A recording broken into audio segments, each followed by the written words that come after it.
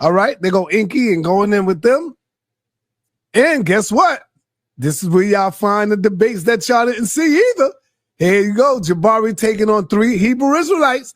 In case y'all didn't see that, that's up there on my Patreon. All right, we got Young Pharaoh going in. P. Diddy, the Bad Boy record label, cursed. Is he being set up like Bill and R. Kelly?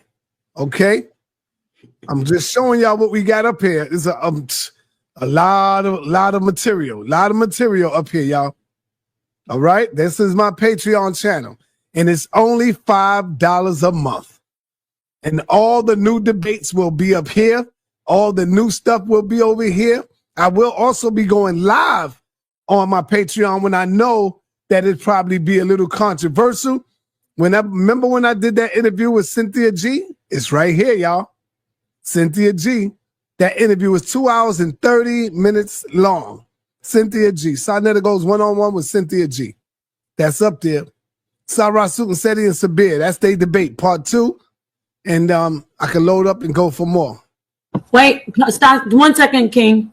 Yeah, right there, Genesis, that's the debate. Which that one? was the one he was talking about? I thought it was okay. See, that's Sabir Bey is not that person. So that's all I wanted to say. We'll talk about. Who are you talking about? Some brother said, well, I'll let her say it. He said that he did a debate with SETI and something like that. But who was it? Who was it, Genesis? Now Bay something. Hold on. Was it Sabir Bey? No, it was not Sabir Bey. It was, hold on, his name is Brooklyn Intelligence. Sharif Anel Bey. Sharif Anel. Oh, you're talking about Sharif.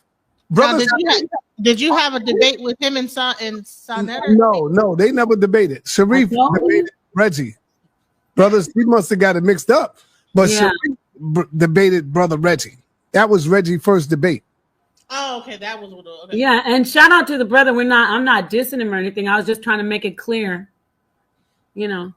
Anyway. Garfield versus Gorilla Hebrew. This is where you see all the material.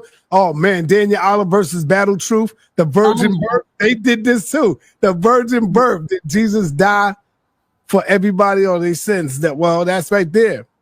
Vocab Malone. Hey, you got Nature Boy and all his wives doing their three. Yeah, I got all of that. Everything is over here. All the stuff that YouTube don't want over there.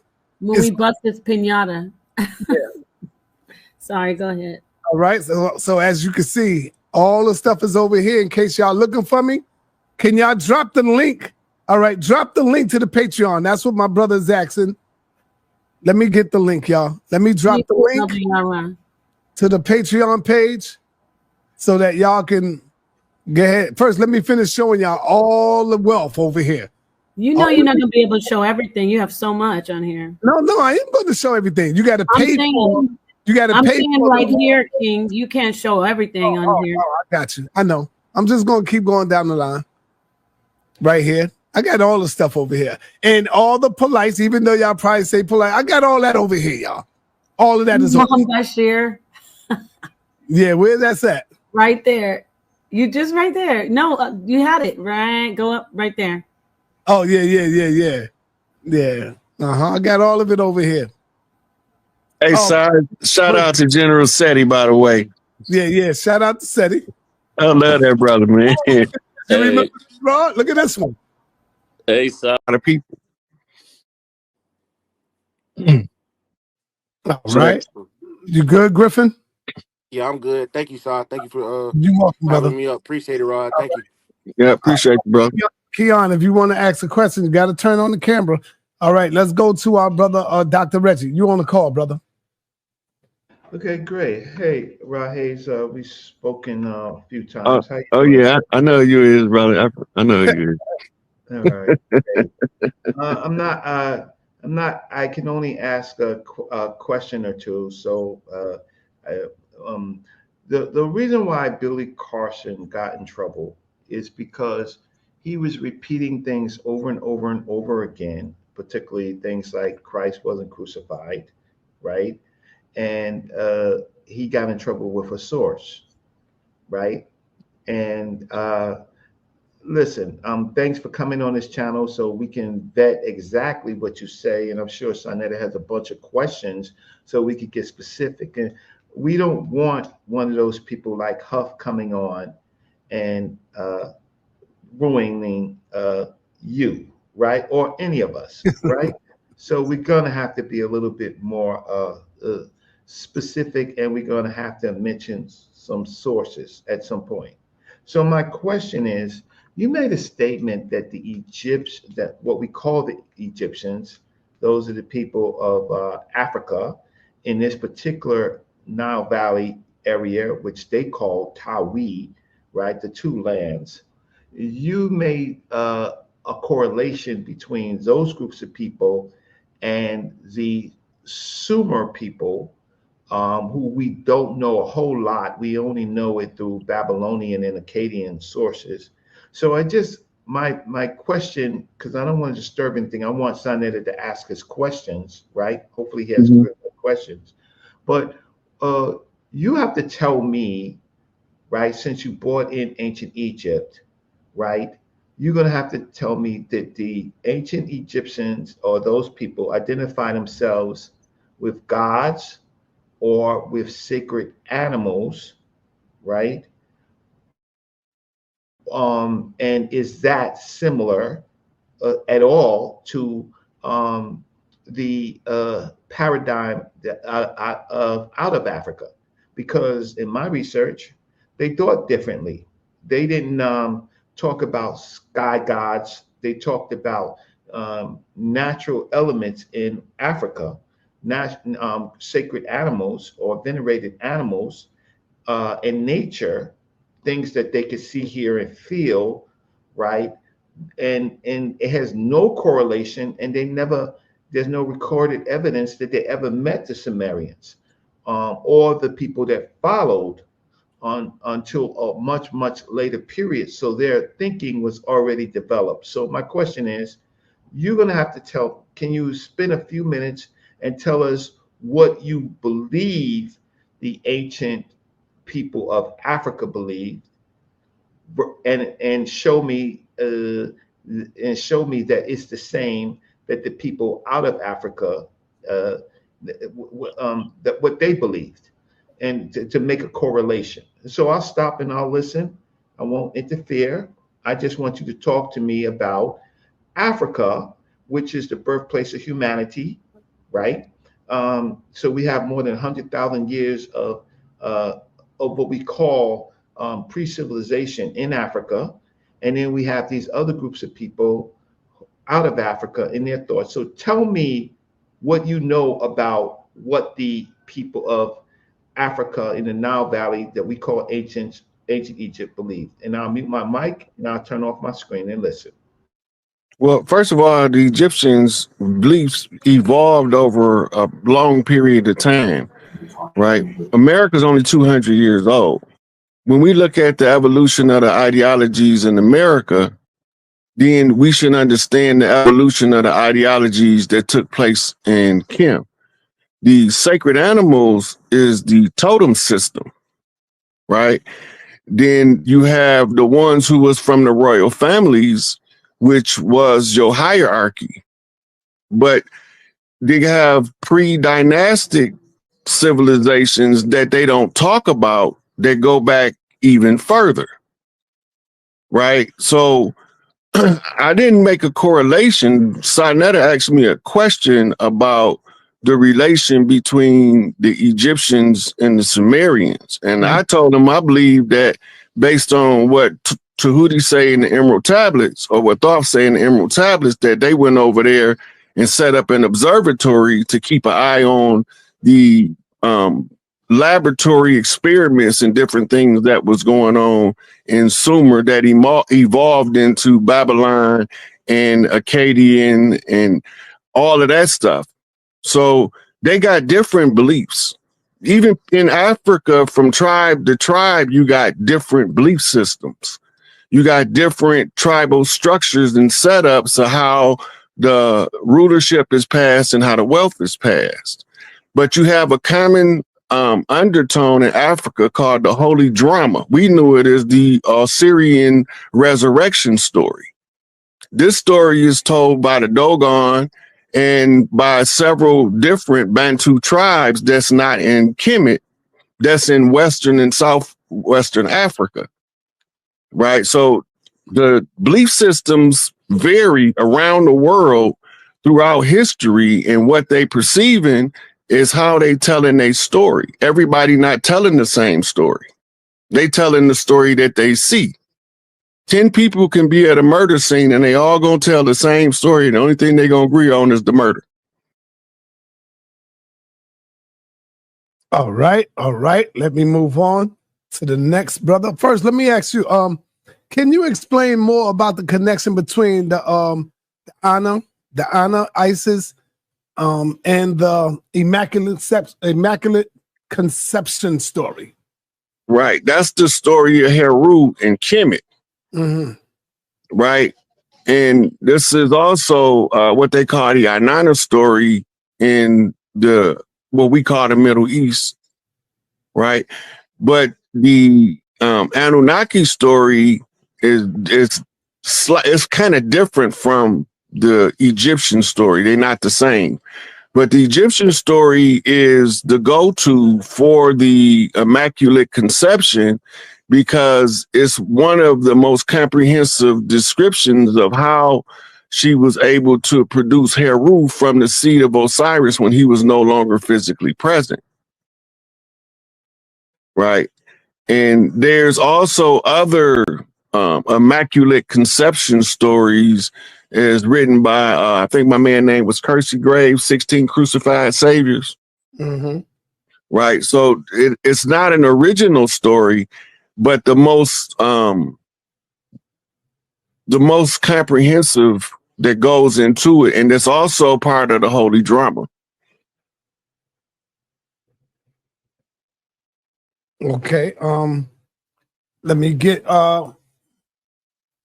Dizzelli. Let's get it, man. Let's go. And I got in the building next. Hey, Saw, and greetings to Rod Hayes. Firstly, I want to say, Saw, I'm definitely going to need a show to give the House of Consciousness a treat on this topic. Let's but do it. I want to do it in how it relates to us in a conventional manner, things that are happening now. This is going to be quite a scary show. We can probably call it like a darn horror show.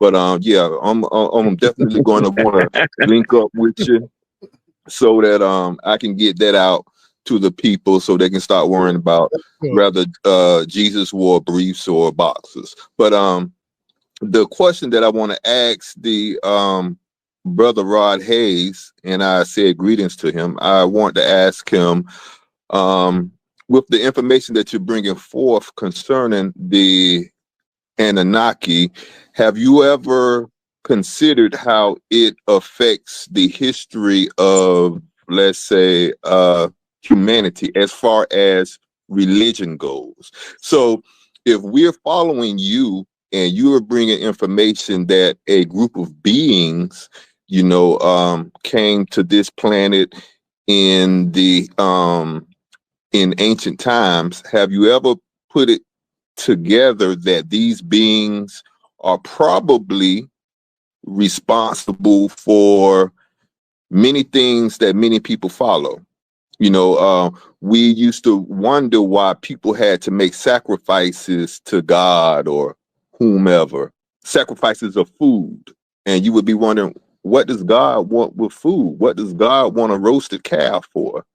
That's just something to darn think about. But Mr. Rod Hayes, have you ever considered these things is my question. And can you elaborate on them just a little bit for us? Thank you. I absolutely consider these things because the only way you will know is you have to find what's called the fingerprints of the author. That means that most of the stuff we believe, we really believe in it because somebody told it to us. We ain't believing it because we know it. That's like 90% of what we believe. The stuff we know, only thing we know is what we've experienced. in real time in our particular life, and everything else is secondhand information. That's why I don't do debates, because I'm going to be arguing, no matter whose source I use, I'm going to be arguing secondhand information, right? So I can give resources, I can give sources of information, but I rely more on my experience than I do on my learning, because I know that most of the stuff that's been fed to us has been fed to us to control us. And go back to whether it's the Sumerian tablets or the writings in the hieroglyphics in Kemet or the Bible, the Quran, all of this stuff is control measures, right? You got to remember, we looking at right now a current Earth population of roughly 8.4 billion people, right? And the number is fluctuating based on interference by governments to reduce populations by chemical controls, which comes from, it's about making them consumer, the poison winds and stuff of this nature. So a lot of what we believe today can be traced back to all of the ancient groups, but we only get pieces of it because the people that was writing, you gotta remember, in the year 1800, it was probably a couple thousand literate people on the planet. But here we is in 2024 with thousands of literate people, millions of literate people now, and we all relying on what the little handful of people wrote back then. Even if you go back to the hieroglyphs, only certain priests knew how to, was trained in the proper writing of the hieroglyphs on the walls. It's the same in Sumer. Only certain priests was the ones responsible to record the record.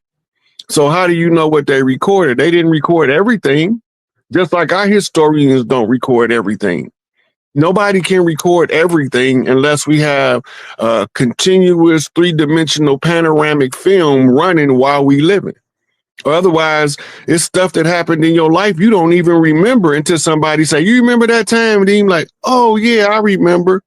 But all of that affects belief systems and how we perceive the world. And all of those documents that the information is being traced back, because we're trying to find the source that we get the most information from. And once we get trace it back to a central source, then we'll know who told it to us.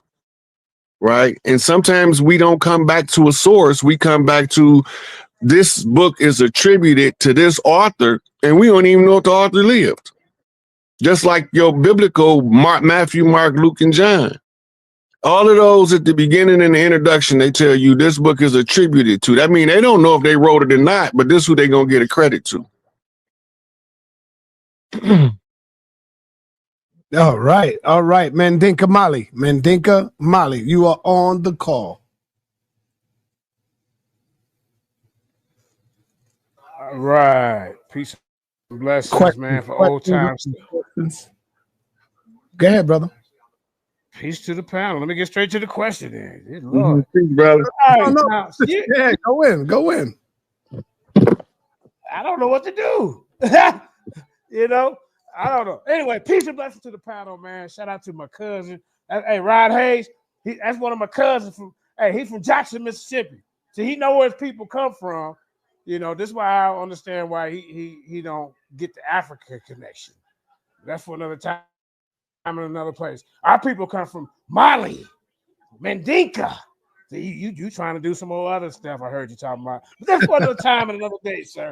You know, me and Cuz are gonna have a one-on-one consultation about this. Which one of the Hayes is telling the truth? You hear me? That's gonna be the battle. Because hey, I'm fighting for my people's ancestry, and, you know, and their history on the plantation. He talking about they already here. No, I traced them back, coming over here on ships, slave dockets, what tribe, everything. So last time you said, cousin, we both from the same, our people both from the same plantation in Jackson, Mississippi. So you're messing up the family history, but we're gonna talk about that later. Now, hey, Cuzzo. You gotta remember, my history come on two sides of the family now. My mama from Macomb, Mississippi. Okay, we're gonna talk about it. But anyway, hold up.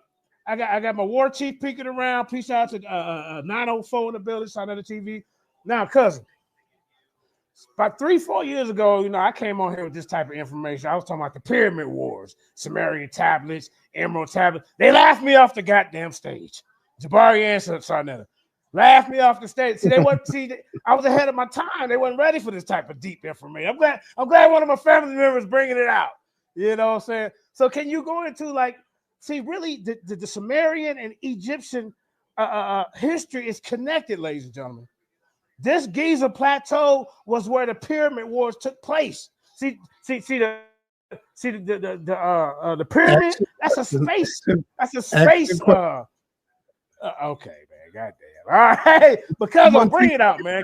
One teacher tonight. Ask the question. Okay, well, I'm just giving my cousins flowers, man. But you know, as far as Aboriginal stuff, and I say our people came here. That's where the road stopped. Which one of the hazes is telling the truth? Well, anyway, it could be possible we both telling the truth. It could be. Hey, family. So, do you believe that the Anunnaki came down and you know, they would here fight. They would here mining gold, right, for Anu, and then they got tired of doing the work, so gene splice these Homo erectus, and here you have your Homo sapiens. That is the history. But go ahead. That's the Sumerian story of the creation of Lulu Amalu, the primitive workers of the earth. Right. But I still believe we was already here. I still believe we was already here, because even if you use that as like a ground zero of their breeding program, Lulu Amalu. Lulu Amalu. Okay. And they just call them the Lulus for short. Yeah. But let me Sana, can I share my screen to help? No, because we're just asking questions. I said that to everybody, Mandinka. There's only one teacher here tonight, brother. I want to just ask questions. Oh, okay. This is gonna help with his build. You can do your own show. Cool. All right. So let me go on. Yeah. Okay. All right. Let me move on. Well, Lisa, let me. Right. Lisa's. Let me ask Rod Hayes a question. The comedic stories. So he didn't answer my question. But he didn't answer my question. Go ahead. Question. All right. You state the question again, brother. So once. Okay. You know, doing my studies at some of this information, me and Raphael and a couple of other brothers that deal with this type of information. Like I say, during the Anunnaki, they were sent down by Anu. You know, Anu's the top guy. He's the top creator.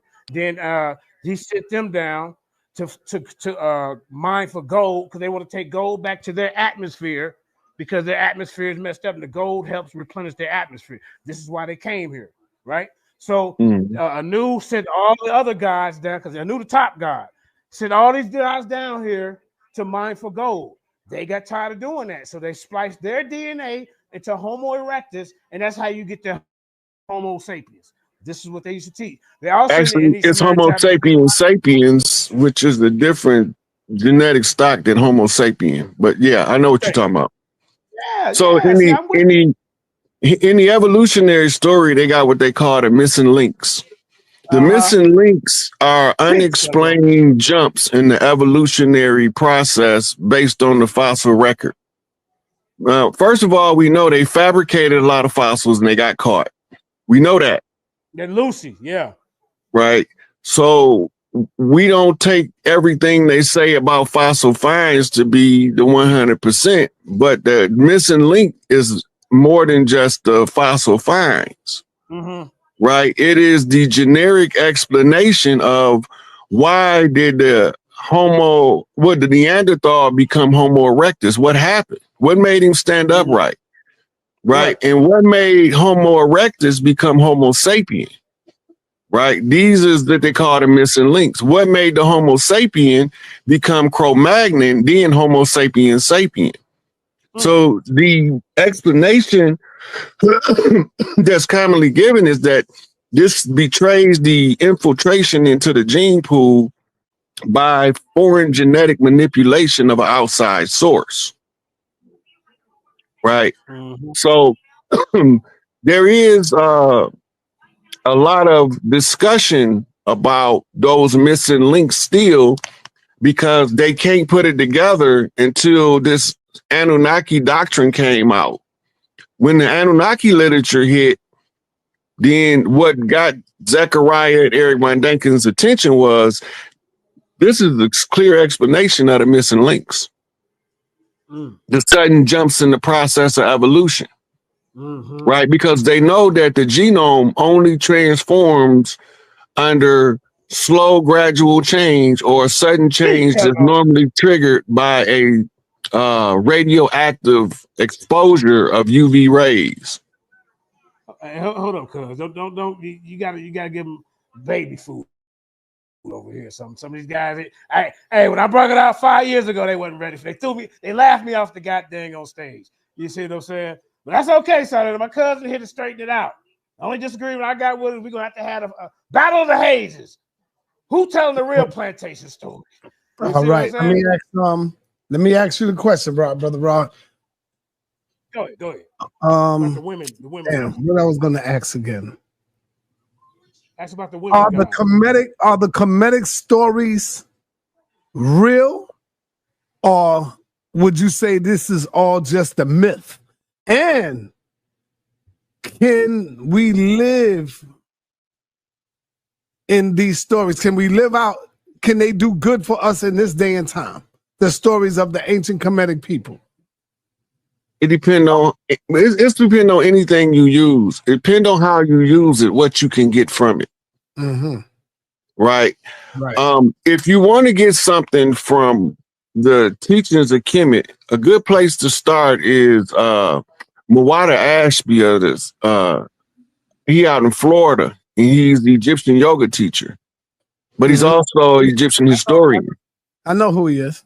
Right. So that's a good start. Like, for instance, how do you apply what they was teaching in ancient times to your modern day life? That's not an easy task. And sometimes we need help because we don't really understand a lot of the stories that they telling, because they paint these pictures with totem animals, but we thinking that they talking about people instead of energy. They talking about the energy of the totem, right? Some of them are composites, like Tawaret got the alligator spine, the hippopotamus body, the woman's mammary gland, human hands, and the hippopotamus head, but she's carrying the cleaver, right? That's a whole bunch of information packed in one picture, right? So the stories is as real as your mind make them, because your mind is what determines what's real and what's not. It's like Dr. Delbert Blair once said, nothing is truth until you decide what truth is. You have to decide for yourself what your truth is. And then you have to live your life according to that truth. And sometimes it might require you to study something that you wouldn't normally study. Like, I didn't know why am I studying forensic profiling? I didn't know why I was studying that, but it makes perfect sense in retrospect, because now when a person is doing stuff, I'm watching the character and it's fitting out a character, somebody else is involved. Right? That's from studying forensic profiling. It becomes so obvious that it's like a green thumb on a red hand. You can see it, it sticks out. But if you don't study that type of information, you won't ever use that type of information in your critical analysis of what you're dealing with. Okay. What role did Thor play in the Anunnaki conflicts? And you say Thor? Yes. What role did Thor play in the Anunnaki conflicts, and how does he relate to characters in other mythological stories? So, first of all, Thor is a Greek story. It's a European story. It's not a Sumerian story. Right. But they get the Nephilims. They Nephilims. Right. So, Hercules, Gilgamesh, Samson, Goliath. Hercules is a Greek mythology, and it's sometimes It's a associated with the Nephilim. Viking story. You know what I'm saying, Elder, though? Those are the Nephilim. Those Okay, ones, so they let me mixed in with, that's part of the answer, son. They were Nephilims. Right. All right. So let me. You're right. You're right with those. Right. So let me ask you this one then, Rod. Let me switch it up. How did the Anunnaki wars impact human development and civilization? Because they got what's called the scrolls of destiny, which they call the 10 scrolls of Buddhist wisdom, which is how to run a massive operation like Earth as a company. How to hold on to leadership, manage resources, and allocate resources in order for you to affect people's lives.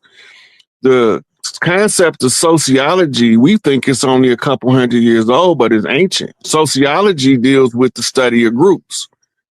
And in sociology, by studying the group, you know how to put what's called triggers in there or antagonists to steer the group in the direction you want them to go. Right? And all of the information is geared toward the control of Earth and the people of Earth. Because very few of us know, very few of us is aware of the varying different God stories from around the earth.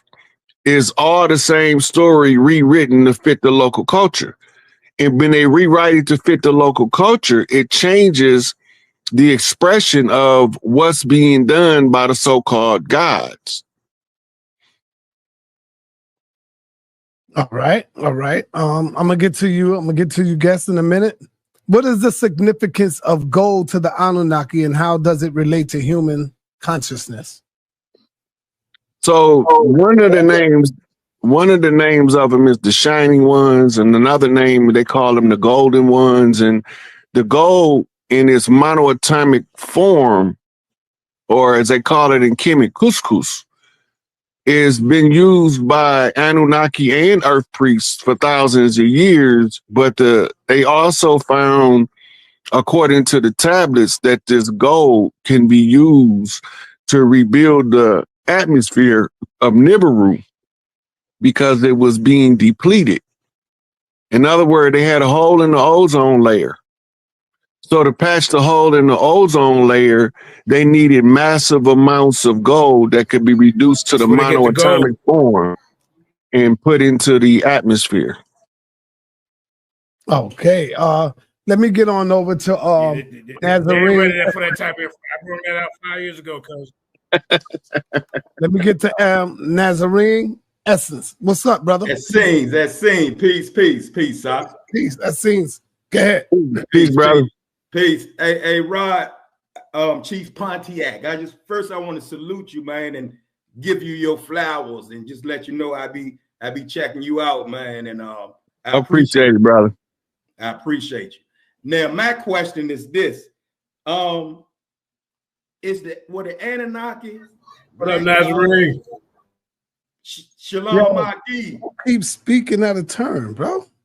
Was the Anunnaki black gods or aliens? Good question. Good question. I like that. Well, depending on what you mean by black god and alien, because a rock that comes from outer space is an alien or extraterrestrial. So if you mean what you mean by black guys, we have this this understanding that everybody is heavily melanated throughout the cosmos, which is not true. But the heavily melanated ones throughout the cosmos appears to be the ones who's been involved in skywalking or interstellar travel for the longest period of time.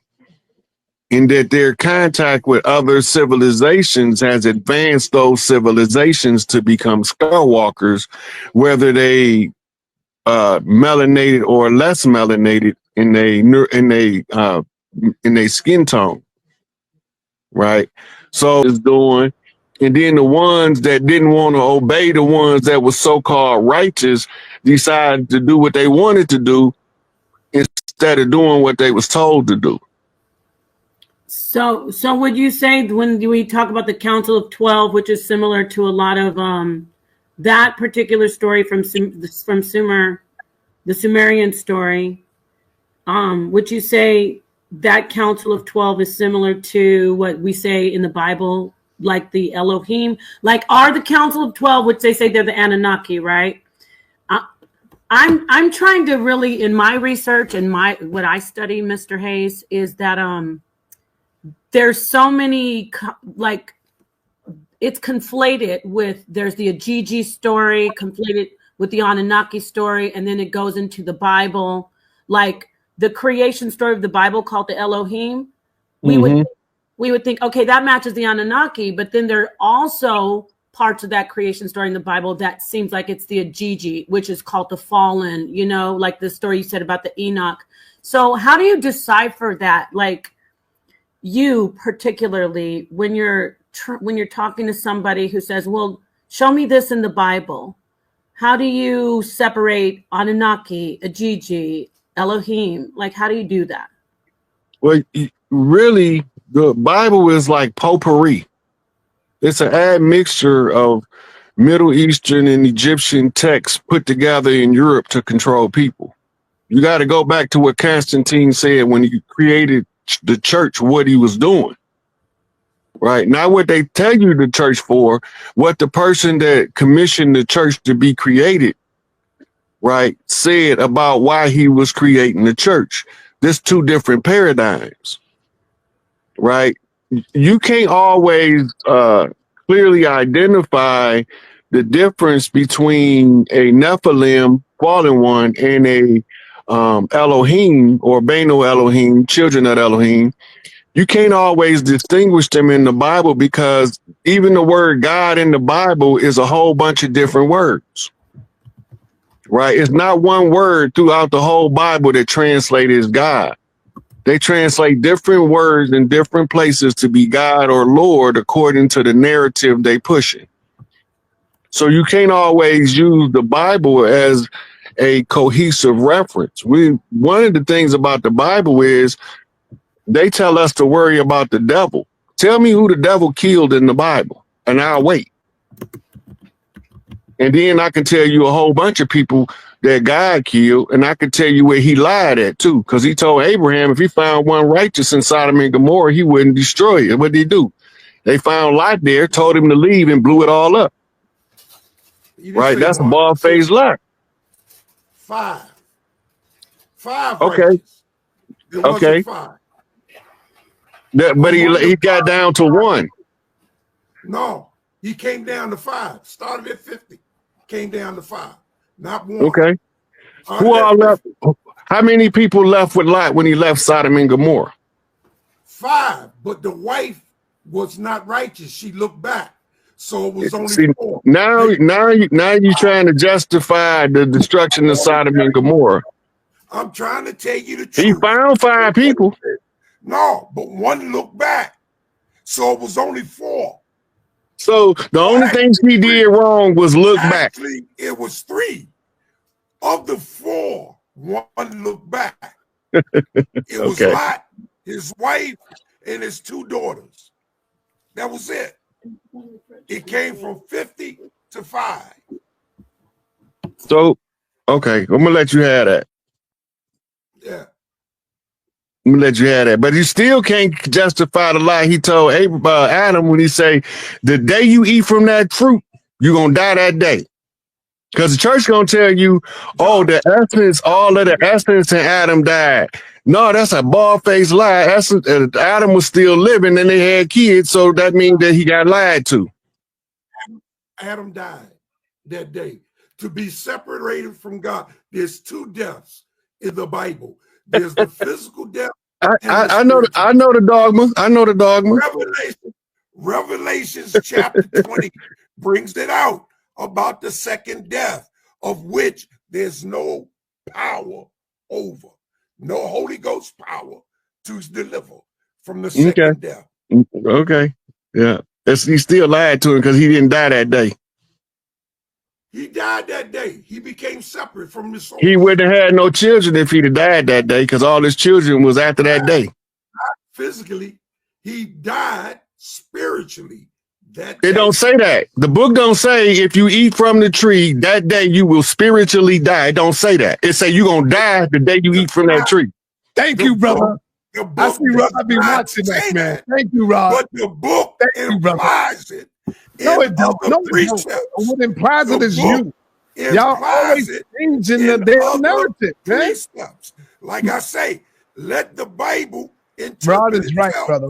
Rod is right. Well, Rod what is about this? I just want to interject this. If we, okay, so if we take the Bible, Elder and everybody, and if we say, oh, they died spiritually, dying spiritually would be being spiritually separated from God. So Right. the Bible says, you agree with that, right? Right. Well, the Bible says in chapter 4, she's got a child from God. So they're right there. They're still connected. Listen, man. Just listen. They're still connected to God spiritually because she blesses the name of the Most High. She says, I have received a child from the Lord. See? So if she died spiritually, she wouldn't get anything from the Lord. She's getting blessings from the Lord. They're giving sacrifices in chapter 4. They're doing offerings. That means they're connected to the Most High. Now, can you admit that you are wrong, Apostle? Watch, he can't do it. I'm not wrong. See? No, it's not that I'm not trying to make him say he's wrong. I'm not wrong. No, The thing is, done. that even now, there's a sense of separation. The only connection I have to God is through Christ. And without the connection, I have no connection to God. Okay. And without I was that connection through Christ, I have no connection to God. So right, what and- you're saying, and Apostle, I was going to finish. Just let me Christ finish. wasn't, Please, Christ son. wasn't born when Adam and Eve was there, so they couldn't use that Christ connection BS. Even if they say was that, slain oh my God, you got him before the talking. And foundation I wanted to say of something. the world. Christ was slain in Genesis 1. Okay, You can see evidence of Christ being slain in Genesis 1:1 in the word Bereshith.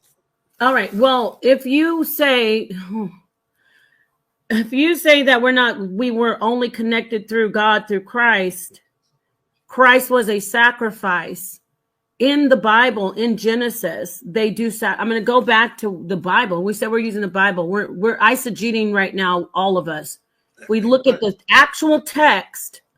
There is no separation from God. So they didn't die spiritually. In the actual text in chapter 4, it says, I've gotten a child from the God. And it says, if you do good, like he's talking to Cain, she's talking to Cain, to be honest. They're talking to Cain saying, if you do good, then like Abel, who does blood sacrifice to God, then you'll be fine. So there's no disconnection from God. They didn't die spiritually. And that's what the text says. The text says that. Can you address that? Yes, I can address that. Because of the sacrifice, which is a type and shadow of Christ, who is our true connection. Those sacrifices points to Christ. That is the connection. That's why they're doing the sacrifice, to restore the connection that was lost. What was the sacrifice? That got them kicked out of the garden. That's why there was no sacrifice in the garden, except for what God did to clothe. There was a sacrifice in the garden. That's why they had animals' clothing on. They killed an animal. They had on the clothing of animals. They did not. They had on leaf. No, when they left, it says they had. The Most High did that. The Most High covered. No, but Apostle, let me just get a word in. I'm Please. just saying the Most High did that. No. You said there was no sacrifice. They did kill an animal. They did not kill an animal. Adam and Eve did not kill an animal in the garden. Then how did they get the animal's skins on their body? The Most High gave it to them. He clothed them. Because he I'll let found Rod handle the this. leaves. Well, wait, Apostle, wait. The books say clearly Who told you you was naked? Because they had put something on. They covered themselves. Who told you you was naked? So God didn't even know that they had been told they was naked. Come on now. They covered themselves with leaves, and it did not cover them. The next question, sir. Yeah. Got a question for you. You muted, sir. Stop muting me, sir. All right, yeah, I'm muting you because you can't be quiet when somebody asking a question. So I'm asking you a question now. Trying to answer. All right, no, don't answer. We moving on. Does God have partners, or do God work alone, Apostle? The God of the Bible, of the Hebrew, of the Israelites. Apostle? Does God work with partners, or does God work alone? The God of the Israelites. Oh, now he ran. Apostle ran. He ran. I was waiting on that line because he clearly saying, hey, let us go down and see what these people doing. But not only that, Apostle clearly said, in order to get to God, I got to go through Jesus. So it's Jesus and God working together. You see where I'm going? He always saying, I got to go through Jesus. I got to talk to Jesus. I got to get to Jesus. So does God have partners, or he works alone? But they never read in the New Testament when Jesus said, why callest thou me good? There's only one good, and that is the Father. Thank you. Who art in heaven. Thank you. Right? But that's one and the same, one and the same. See, he running. I hope when me and you get this debate in, you don't run from me, brother. You ain't gonna be able to do that. You ain't gonna be able to run from me, man. I'm gonna show you, Apostle, that with my teacher, I got a good teacher, and she taught me very well about this Bible. I speak of none other than Paul, of course. And you're gonna see, brother, that I'm better than you now with these scriptures. Y'all, hey, Brother Rod,